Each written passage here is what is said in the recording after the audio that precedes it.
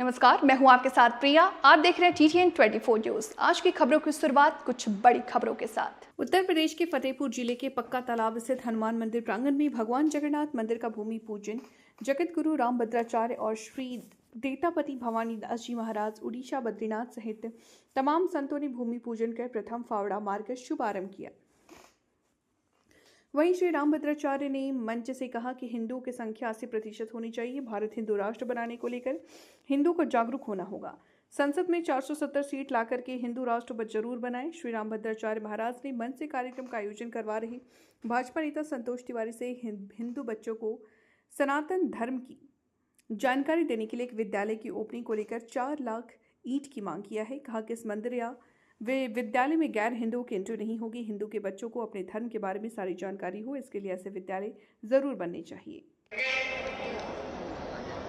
भारत में किसी भी प्रकार से अब हिंदुओं की संख्या 80% होनी ही चाहिए।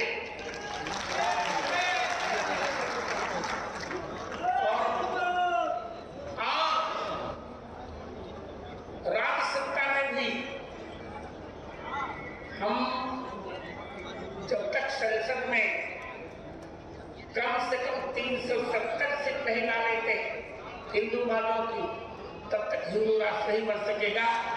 सब लोग प्रयास करें, अब हम हिंदू राष्ट्र बनाए।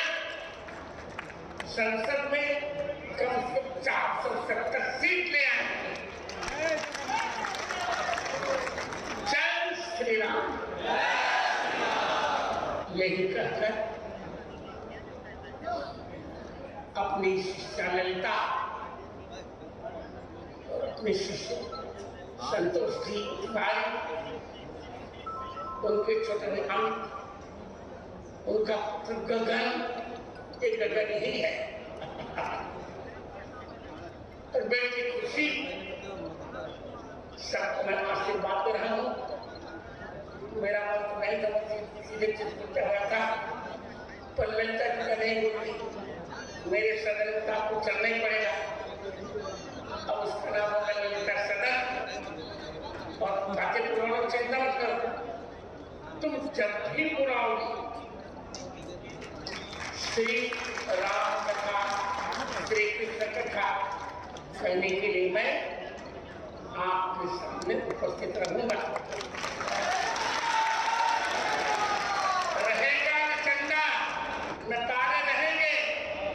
फतेहपुर वालों, हम तुम्हारे रहेंगे।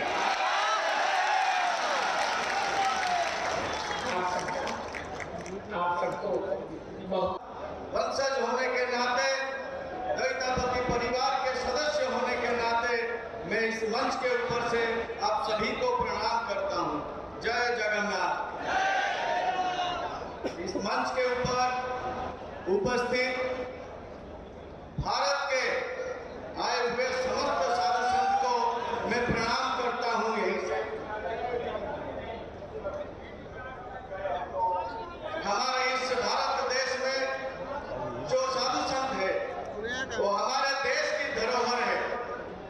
जब जब साधु संत को लेके हम आगे बढ़ेंगे, हमारे धर्म संस्कृति बचा रहेगा और हमारा जो हम बोलते हैं डेवलपमेंट का कार्य वो समस्त साधु संत के द्वारा ही संपन्न होता है।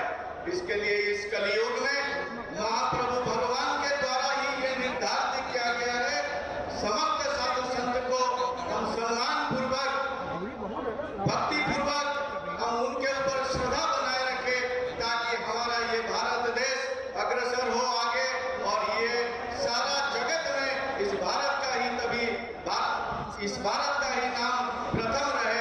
यही हमारा जगन्नाथ महाप्रभु की चरणों में प्रार्थना है और अर्जी भी। हम एक